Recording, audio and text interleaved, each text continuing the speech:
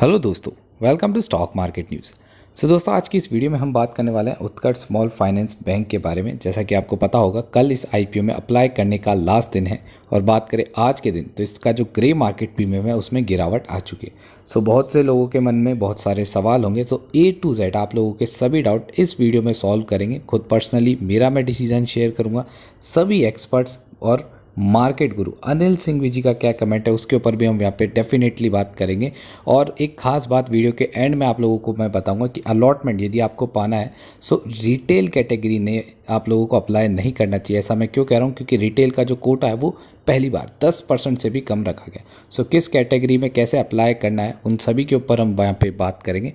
Make sure video में अंत तक ज़रूर बने रहिए। बात करें यदि उत्कर्ष स्मॉल फाइनेंस बैंक के बारे में, तो आप देख सकते हैं 14 जुलाई लास्ट डेट है इस आईपीओ में, यानी कि कल अप्लाई करने की। कुछ बेसिक डिटेल्स देख लेते हैं जैसा कि आप लोगों को जाना जो ज़रूरी है। आप लोगों को पता होगा एक स्मॉल फाइनेंस बैंक जो कि नॉर्मल बैंक फैसिलिटी प्रोवाइड करता है वो ये सब प्रोवाइड करता है। जो इंपॉर्टेंट चीज़ें हम यहाँ पे सिर्फ वही बातें करेंगे, बहुत ज़्यादा डिटेल एनालिसिस नहीं करेंगे।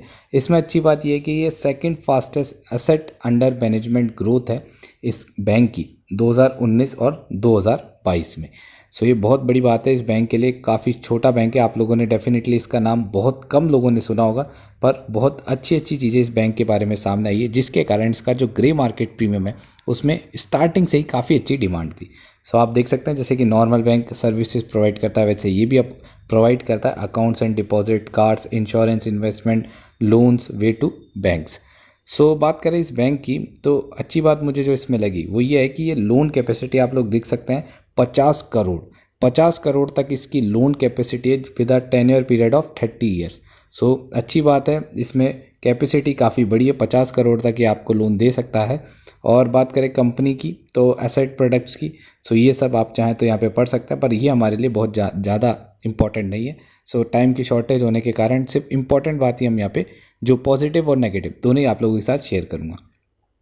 सबसे अच्छी बात यह है इसका जो 500 करोड़ का, जैसा कि आपको पता होगा ये आईपीओ का साइज़ है, उसमें टोटली फ्रेश इशू है 500 करोड़। मतलब कि जो 500 करोड़ इस आईपीओ से अमाउंट जुड़ेगा वो कंपनी की ग्रोथ में जाएगा। 1 रुपये भी इसमें कंपनी के प्रमोटर्स माल बेच के नहीं निकल रहे हैं। आप लोग देख सकते हैं जो मैंने आपको वीडियो के स्टार्टिंग में कहा था कि इसमें रिटेल्स का कोटा है, आप देख सकते हैं 9.90%, मतलब 10% से भी कम रखा गया है। तो इस आईपीओ में अलॉटमेंट पाना नेक्स्ट टू इम्पॉसिबल है, चाहे आप रिटेल में कितने ही एप्लीकेशंस लगा दे।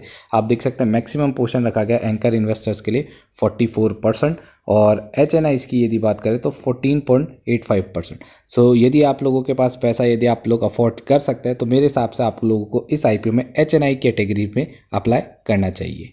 चलिए लगे आप देख भी लेते हैं जो एंकर इन्वेस्टर्स है उसमें सबसे ज़्यादा होल्डिंग इसमें किसने रखी है, सबसे ज़्यादा इन्वेस्टमेंट किसने लगा है। तो आप देख सकते हैं ये है एंकर इन्वेस्टर के लोग नेम। तो सबसे बड़ी इसमें इन्वेस्टर है SBI long term advantage fund. तो आप लोग देख सकते हैं इन्होंने लगभग 4.9% एंकर इन्वेस्टर का इन्होंने यहाँ पे पोर्शन रखा गया है, जिसके लिए आप लोग देख सकते हैं इन्होंने 25 रुपीज़ यानी कि कट ऑफ प्राइस पे यहाँ पे अमाउंट रखा है। और यदि आप लोग फिगर्स देखना चाहे तो आप देख सकते हैं कितना ज़बरदस्त इनका यहाँ पे इन्वेस्टमेंट है। बहुत बड़े बड़े नामी बैंक है, आप देख सकते हैं ICICI prudential bank, Kotak Mahindra. बहुत बड़े बैंकों का ट्रस्ट इस पर ऑलरेडी बना हुआ है। आदित्य बिरला भी है यहाँ पे, गोल्डमैन सच है। तो आप लोग देख सकते हैं SBI लाइफ इंश्योरेंस, बहुत बड़ी बात है, ICICI प्रूडेंशियल, गोल्डमैन सच। इतने बड़े बड़े बैंकों का नाम यदि किसी कंपनी में जुड़ जाता है, उनका इन्वेस्टमेंट बढ़ जाता है तो ऑटोमेटिकली ट्रस्ट आ जाता है, क्योंकि बड़े बैंकों को काफ़ी अच्छे से नॉलेज होती है खुद ही के सेक्टर में, बैंकिंग सेक्टर में। आप देख सकते हैं एक अच्छा खासा यहाँ पे इन्वेस्टमेंट उनका देखने को मिल रहा है। यदि बात करें अमाउंट की तो रिटेल के लिए आपको देने होंगे 15,000 रुपये, जिसमें आपको 600 शेयर मिलेंगे। और स्मॉल HNIs की बात करें तो मिनिमम 14 लॉट्स के लिए आपको अप्लाई करना पड़ेगा 2 लाख से ऊपर, यानी कि 2,10,000 में, जिसमें आपको मिलेंगे 8,400 शेयर्स। अच्छी बात है, आईपीओ आने के बावजूद भी मैक्सिमम होल्डिंग कंपनी के प्रमोटर्स की है 70%। 20, 21, 22, 23, चलिए सबसे इंपॉर्टेंट चीज़ पर हम आ चुके हैं कंपनी के फाइनेंशियल्स पे।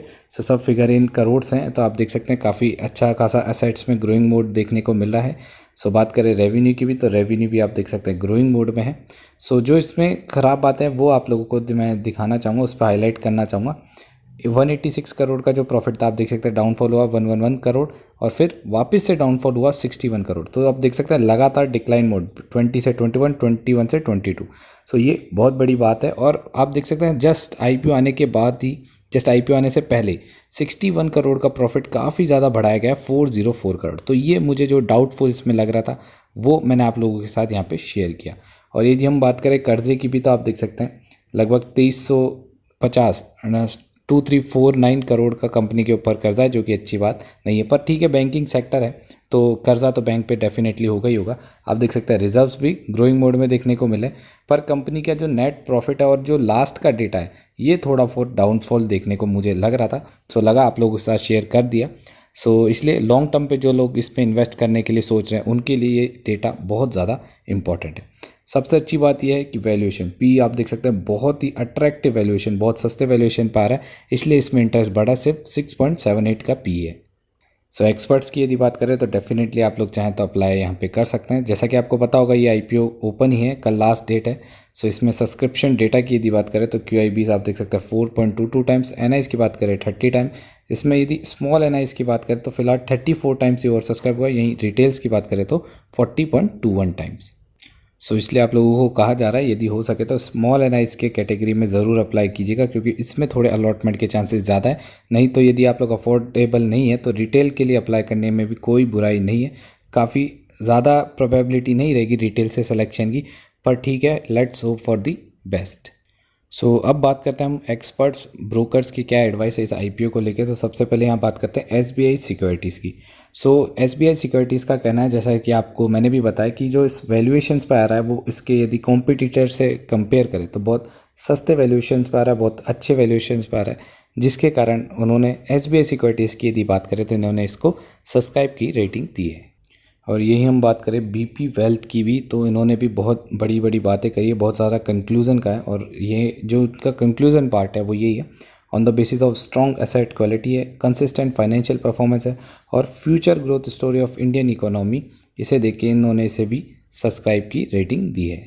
यदि हम अदर एक्सपर्ट्स गहलोत जी की भी बात करें तो इनका अच्छी बात है, इनका कहना ये है कि कंपनी के यदि आप बैलेंस शीट में देखेंगे, फाइनेंशियल्स में देखेंगे, तो कोविड से पहले और कोविड के बाद इनमें लगातार ग्रोथ इन लोन बुक, तो ये बहुत बड़ी बात है कि रिटेलर्स इनसे लगातार लोन ले रहे हैं। लगातार जो लोन वाले जो सेक्टर है उसमें इसमें ग्रोथ देखने को मिली, चाहे वो लोन बुक हो या फिर डिपॉजिट हो, उसमें कंसिस्टेंट ग्रोथ है, हेल्दी रिटर्न है और best cost to income ratio है, pan India present, promising industry outlook. So इन्होंने भी इसे सब्सक्राइब की रेटिंग दिया on short to medium term basis. तो आप देख सकते हैं लॉन्ग टर्म बेसिस नहीं, शॉर्ट टू मीडियम टर्म इन्होंने यहाँ कहा है। बात करें फाइनली आनंद राठी जी की भी, इनका नाम आप लोगों ने डेफिनेटली सुना होगा, तो मैं सिर्फ कंक्लूजन ही यहाँ पे प्ले कर देता हूँ। तो आप देख सकते हैं इन्होंने भी इसे सब्सक्राइब की रेटिंग दी और वो भी लॉन्ग टर्म को लेके। सो काफ़ी बड़ी बात है, किसी ने शॉर्ट टर्म में इसके रेटिंग दी, किसी ने लॉन्ग टर्म को, पर अच्छी बात यह सभी ने इसे सब्सक्राइब की रेटिंग दी है। सो फाइनली बात कर लेते हैं इस आईपीओ का मेरा खुद का कंक्लूजन और ग्रे मार्केट प्रीमियम का। तो आप लोग देख सकते हैं आज थोड़ा बहुत इसका 16 से 15 रुपीज़ पर शेयर ग्रे मार्केट प्रीमियम फिलहाल हो चुका है। 60% की लिस्टिंग गेन आ चुकी है 64 से, पर मुझे लगता है काफ़ी ज़बरदस्त इसकी लिस्टिंग गेन है। फाइनेंशियल्स थोड़े बहुत ओके है, पर डेफिनेटली आप लोग चाहें तो इसमें मेरे हिसाब से तो 100% अप्लाई कर सकते हैं। काफ़ी अच्छा प्रॉफिट आप लोगों को मिल सकता है एक लॉट में। यदि रिटेल की बात करें तो 7,500 से 8,000 का प्रॉफिट ये मिनिमम आपको बना के दे सकता है। सो कल यदि आप लोगों ने अप्लाई नहीं किया तो ज़रूर अप्लाई कर दीजिए, और जिन्होंने अप्लाई किया मेरे हिसाब से सही उन्होंने डिसीजन लिया। तो फाइनली यदि बात करें मार्केट गुरु की भी, तो उन्होंने भी यही कहा है कि आप लोग चाहें तो डेफिनेटली इसमें बने रह सकते हैं, चाहे वो लॉन्ग टर्म हो या शॉर्ट टर्म, लिस्टिंग गेन या फिर बड़ी लिस्टिंग गेन। तो आप लोग देख सकते हैं यहाँ पे उनका कहना है, Anil Singh ji suggest applying for the IPO for big listing gain and from a long term perspective. तो डेफिनेटली मार्केट गुरु के हिसाब से भी ओके है। सो आप लोग चाहें तो डेफिनेटली अप्लाई कर सकते हैं। बाकी करना है या ना करना दोनों आपके ऊपर खुद का रिस्क एनालिसिस पे ही डिसाइड कीजिएगा। बाकी मेरे हिसाब से आप लोग अप्लाई कर सकते हैं, मैं खुद पर्सनली इसमें अप्लाई करने वाला हूँ। सो दोस्तों यदि वीडियो से कुछ हेल्प हुई हो तो लाइक ज़रूर कर दीजिएगा, और मेक श्योर हर समय स्टॉक मार्केट से रिलेटेड ऐसी अपडेट पाने के लिए चैनल को सब्सक्राइब कर दीजिएगा। थैंक यू दोस्तों।